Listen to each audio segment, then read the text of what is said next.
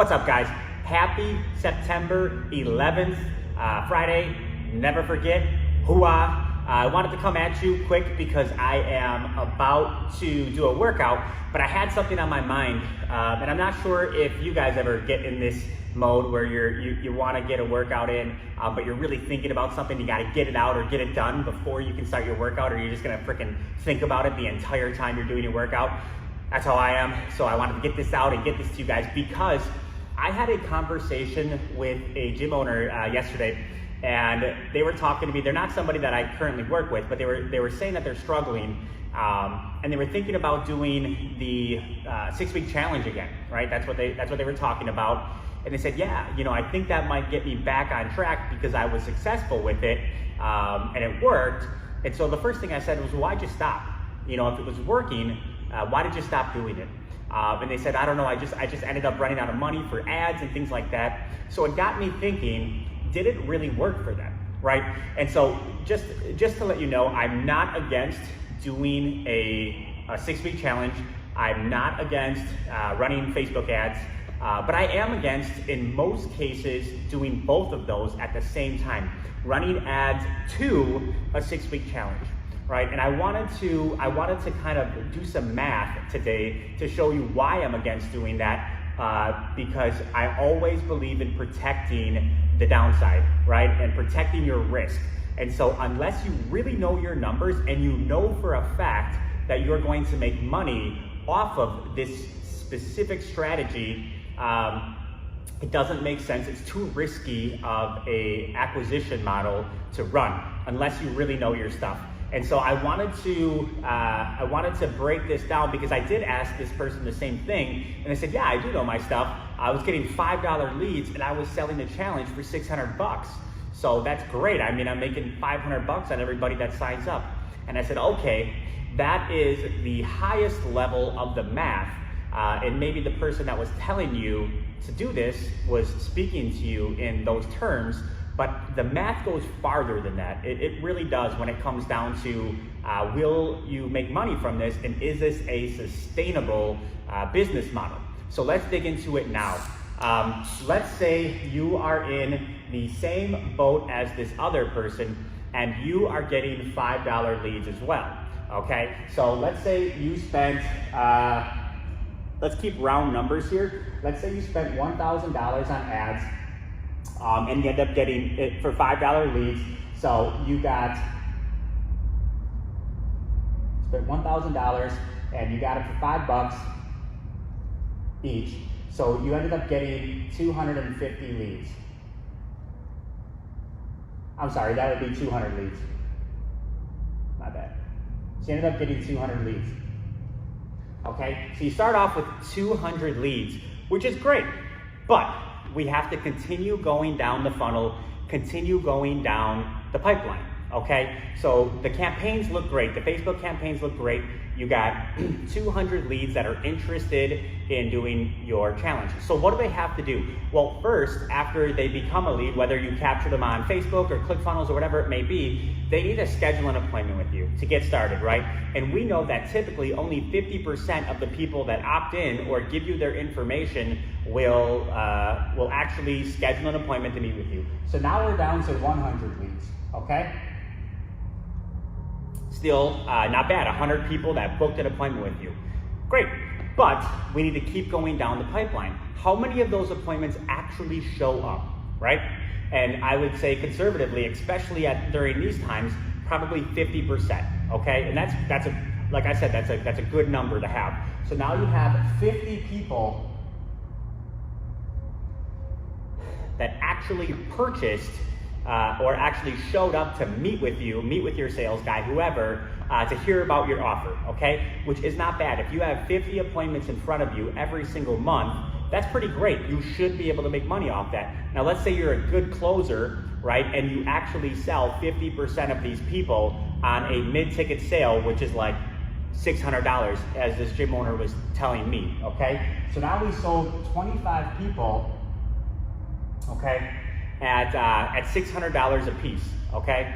And we could say 25 people, they purchased a $600 program, okay? So what we want to do is we want to look at the cost of acquisition, okay? So that's going to be one of the most important factors when it comes to how sustainable your model is, okay? Is cost of acquisition and the lifetime value of your customers. So we spent $1,000, let's just say, and this is just on the ads. We're not talking about paying a marketing company or paying for those ads or for those leads to show up. You spent $1,000 to get 25 sales, okay? So that's $40 per person. That's $40 that you paid to acquire a customer. Okay, not bad. Okay, so if you can obviously acquire a customer for $40 and they pay you $600, well, that's pretty good. But let's keep, and honestly, this, guys, is the math that everybody stops at. They stop here and say, look, you spent $40 to acquire a customer because it was $25 or 25 people that you acquired, 25 customers that you acquired, and you spent only $1,000 to acquire those 25 customers. Obviously, it is $40 per customer. But do you actually keep all $600 that they give you? I would argue, no, you don't, right? Because otherwise, gyms have 100% margins, and they don't, right? This is the revenue. $600 is the revenue that you generated from that sale. But we know that gyms typically only have about a 20% margin, okay? So now we have to look in terms of, well, how much money am I putting in my pocket, right? Because we have to look at profit. When you spend money, when you have an expense, that's the same thing as spending your profit, right? So you can't look at it in terms of, well, I made this amount of revenue from this expense. How much profit did you make? You have to pay for rent. You have to pay to keep the lights on. You have to pay your coaches to run classes. You have to pay other things. So we're gonna take a look at this number, right? $600. And we're gonna multiply it by 20%. So that's gonna leave us with 10% is 60, and so $120, okay? So you're actually keeping $120 of profit by spending $40. However, as an example, my cost of acquisition, and I have my stuff pretty squared away, is not $40. Why? Because I have to pay my sales guy, right? I have to pay him commission on that sale. So I pay 10%, okay? I pay 10%, which I think is fair. So on a $600 ticket, 10% of that's $60, right? So now I have to pay $60 to acquire, for commission on top of the 40 that I know I paid for my ads, okay? So now we're at $100 to make $120. Okay, not bad. We're still making money on the acquisition. But are there any other expenses? For me, there is, right? My sales guy also makes a small salary. So I have to divide what I pay him per month by the amount of customers that we're acquiring, and that's gonna add another $15 to my cost. I don't know about you guys, but it's gonna add, $20 to my cost. I pay him $2,000 per month, okay? So now I have to add that cost of his salary, because most people are not going to work for nothing. So if they don't have any sales, they make no money. Typically what I find is with a sales manager, you have to pay them something, right? A small salary plus commission on the sales, okay? So now we're at the break-even point. $120 to put $120 in your pocket.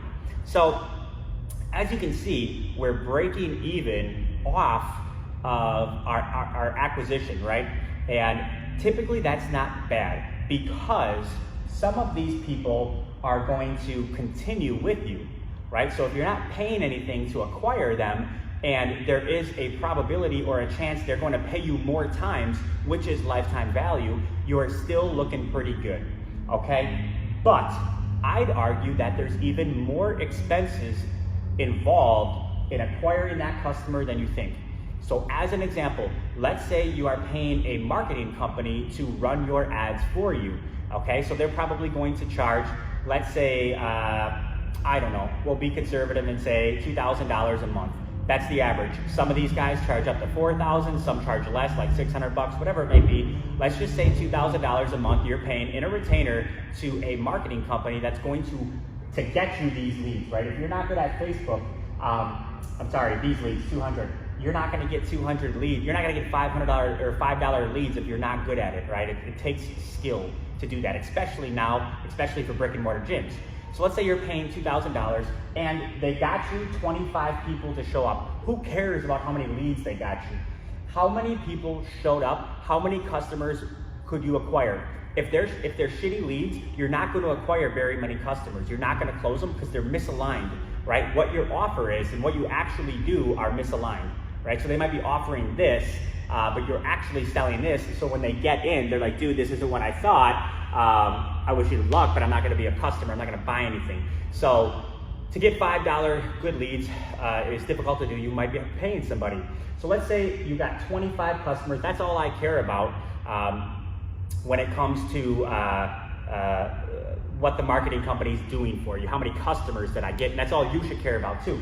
So obviously, if you paid them $2,000 and they got you 25 customers, now we have to add the cost of $80 acquisition per your 120 because it's $80, 25 customers, $2,000 divided by 25 customers that they got you is $80 per customer is what you're paying your marketing company for. Don't listen to them if they say, well, I got you this many leads. They were shitty leads then if you can't convert more. So here we are looking at $200. It's costing you to acquire a customer, okay? And still, in the gym biz, this ain't even that bad, $200 to acquire a customer, okay? And just so you guys know, if somebody's saying, hey, look, no marketing retainer, you just only pay when they show up, guys, it's the same thing. It's the same thing. It's just, it's just marketing smoke and mirrors, right? So if you're paid, so you pay $50, right, for 25 people to show up with no retainer, you're back up to your $2,000. I mean, it's the same deal. Technically, it's like $1,500, I think, or $1,250, but it's the same deal, right? So anyways, whether you pay a marketing retainer or you just pay per show, it doesn't really matter. You're paying for this number here. So now you're at $200 cost to acquire a new customer. And guys, this is at $5 leads. Like if you're at $10 leads, this number immediately doubles. I'm being very conservative and saying $5 leads, which is great, but most of us are at $10 leads. You can look at $400 when it gets all the way through the pipeline. Most people do not teach going past this number here. They don't, right? But you have to take a look at everything I'm talking about. So now we're at $200 cost to acquire a customer. That's the end number. That is what our cost to get this person in actually costs. And we know we're only going to profit $120 from that $600 sale because you have 20% margins. Now, if you have better margins than that, let's say you have 30% margins, well, this number will go up. But most gyms don't have better margins than 20% because there's a lot of expenses. You have to pay for equipment, you have to pay for maintenance, you have to pay for staff, you have to pay for, payroll's huge, you have to pay for your rent and all of these things. You can't just keep all of the revenue to yourself, right? So this is what's left over. Now we're getting to the nitty gritty of, is my business making money from running challenges? Okay, so this person needs to stay for at least another however many months to make up for that $200 cost to acquire them. So you made $120 off of 600 bucks. Let's say you charge $200 a month for your service, right? How much of that is actually going to be profit? Well, let's say you have a 20% margin like we talked about. You're looking at, a 10% margin would be 20 bucks. So $40 is what you stick in your pocket, 40 bucks on a monthly basis, $40 profit.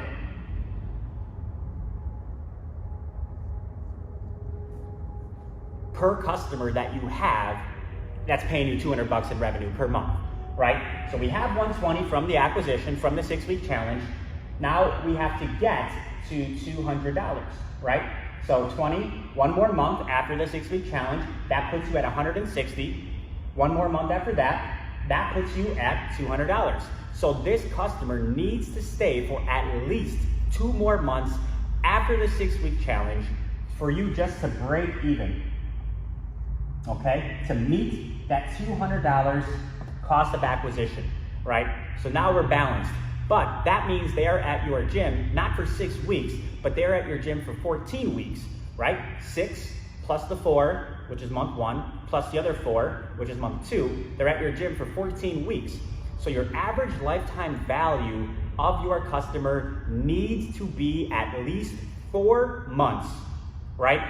Before you break even. Not before you make money, before you break even on the cost to acquire that customer. And guess what? That's with every single person continuing, every one of them, right? So let's say you signed up your 25, what if only half of them continue, right? Now you're looking at 12 and a half, let's say 13 for good, just for good measure. 13 of your 25 challengers continued.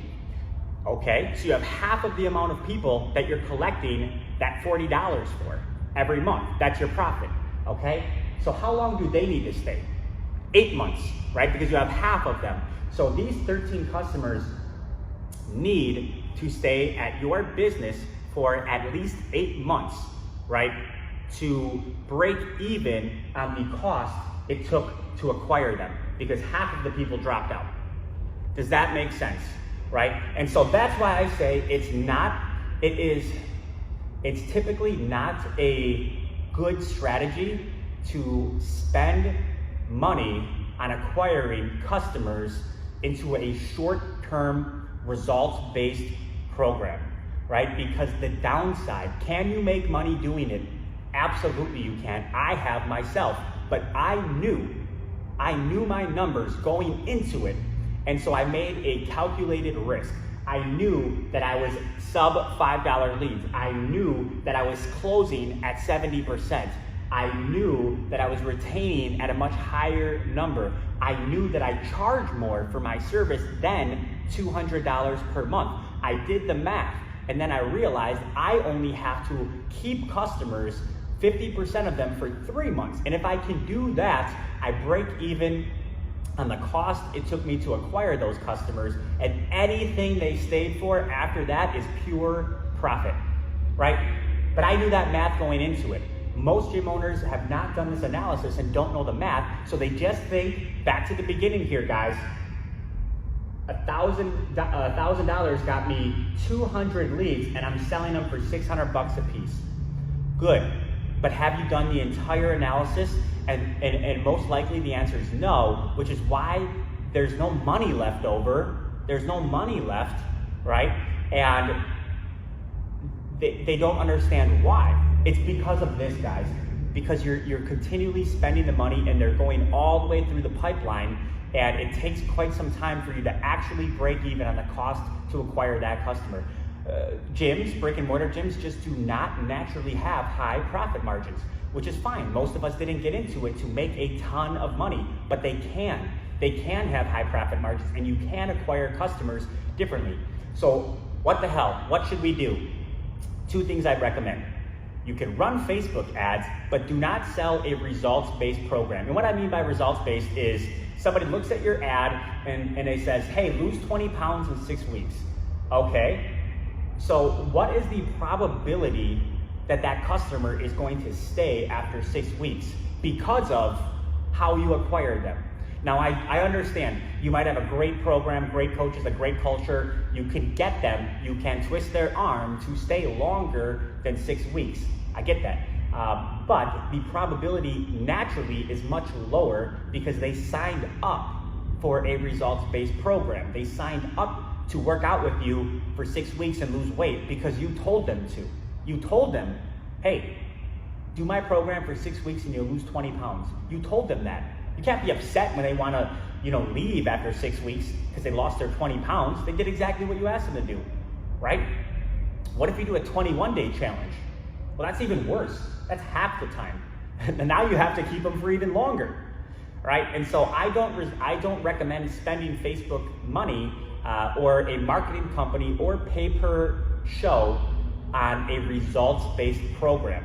Now, if you're gonna sell them a high-ticket program, that's different. So when those 25 people come to meet you, they're signing up for a 6, 9, 12-month program, right? And you're breaking even or making money. I would highly recommend shooting for making money on the acquisition, right? Which is what we do, which is what we teach, how to make money on the acquisition of the customer, not for how long they're going to stay, because we built in the lifetime value on that initial sale. It completely erases the downside. There's no downside, right? And so that's this acquisition strategy you should aim for if you are going to run Facebook ads to it. The other way you can do it is organically, right? So get customers that do not cost you any money or very little money to acquire them. How do you do that? By running member challenges, by running events at your gym, and they're bring a friend and offering community events where you are naturally attracting. What would you have done before Facebook? There is a ton of ways to organically grow your business where the cost of acquisition is $0, right? So yes, you are not making you're only making that $120 off of your effort, but you're not spending anything. And I teach 12 different ways on how you can make money organically with zero ad spend. And I would recommend doing those or knowing your numbers if you are going to sell challenges or results-based programs, even 12-week programs. Hey, lose X amount in 12 weeks, and then they come in and you charge them, let's say, $1,200. That's fine, but know your math. Know the numbers you have to hit. If you don't know your math or you don't want to know your math, then you can't complain when it's all said and done and you're left without any money. And sometimes you can get into a really sticky situation where maybe you have to refund some of these $600 payments. Well, holy shit. Now you might as well just close up shop, right? Because there's no way you're going to actually make money as a business model. This is a quick cash scheme, guys. It's not a freaking business model. It is, I need cash in my pocket now, and I don't care about 6 months down the road, right? And if you think I'm wrong, then how come all of these gym owners are not millionaires? Because based on this math here, look, I'm going to spend $5 leads and make $600 sales, and that's the math that I should be focused on. Well, we should all be millionaires by now, right?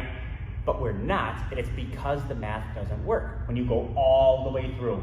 So I hope this makes sense to you guys. I hope you're able to know the downside and the risk that you're taking when you run campaigns, and depending on what you're selling at the end of them. You know, we recommend only selling long-term programs, high-ticket long-term programs where, you know, marketing or doing organic if you're going to sell results-based programs, because you can win, and you can even do both at the same time, and those are both great acquisition strategies.